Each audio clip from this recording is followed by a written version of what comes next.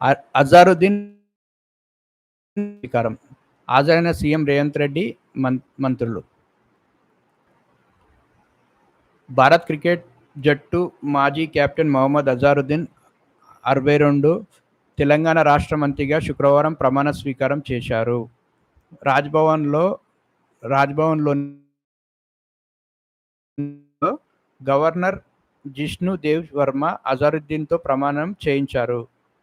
అనంతరం అజారుద్దీన్ను గవర్నర్ ముఖ్యమంత్రి రేవంత్ రెడ్డి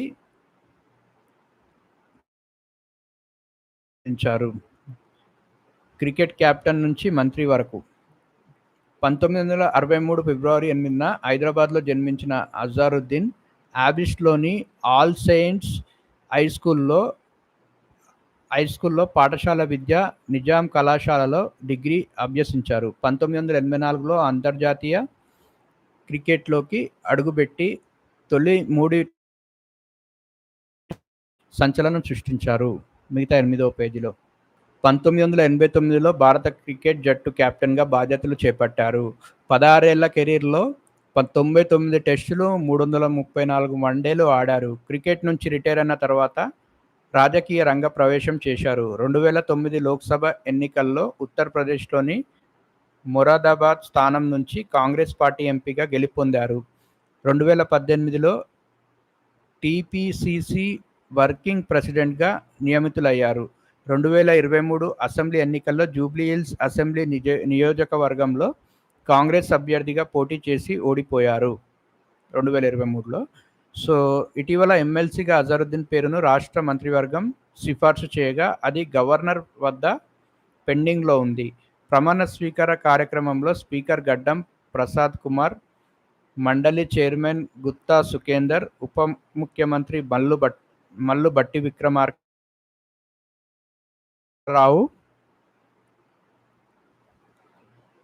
తుమ్మల నాగేశ్వరరావు, ఉత్తమ్ కుమార్ రెడ్డి, కోమటిరెడ్డి వెంకటరెడ్డి, దుద్దిల్ల శ్రీధర్ బాబు, దామోదర్ రాజనరసింహ, జూపల్లి కృష్ణారావు, పొంగులేటి శ్రీనివాసరెడ్డి, పొన్నం ప్రభాకర్, వివేక్ వెంకటస్వామి, వాకిటి శ్రీహరి, అడ్లూరి లక్ష్మణ్ కుమార్, పీసీసీ అధ్యక్షుడు మహేష్ కుమార్ గౌడ్, ప్రభుత్వ ప్రధాన కార్యదర్శి రామకృష్ణరావు తదితరులు పాల్గొన్నారు.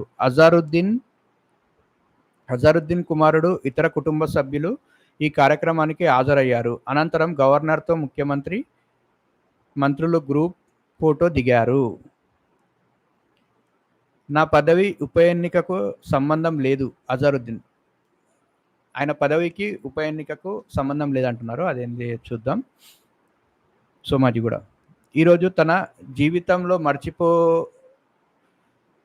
మర్చిపోలేనిదని అజారుద్దీన్ అన్నారు. మంత్రిగా ప్రమాణ స్వీకారం చేసిన అనంతరం రాజ్భవన్ బయట మీడియాతో ఆయన మాట్లాడుతూ, మంత్రిగా నియామకంపై నాతో పాటు మా అమ్మ, పిల్లలు ఎంతో సంతోషంగా ఉన్నారు.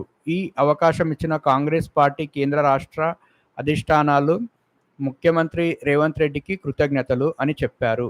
విలేకరులు అడిగిన ప్రశ్నలకు స్పందిస్తూ కేంద్ర మంత్రి కిషన్ రెడ్డి ఏదైనా మాట్లాడతారు.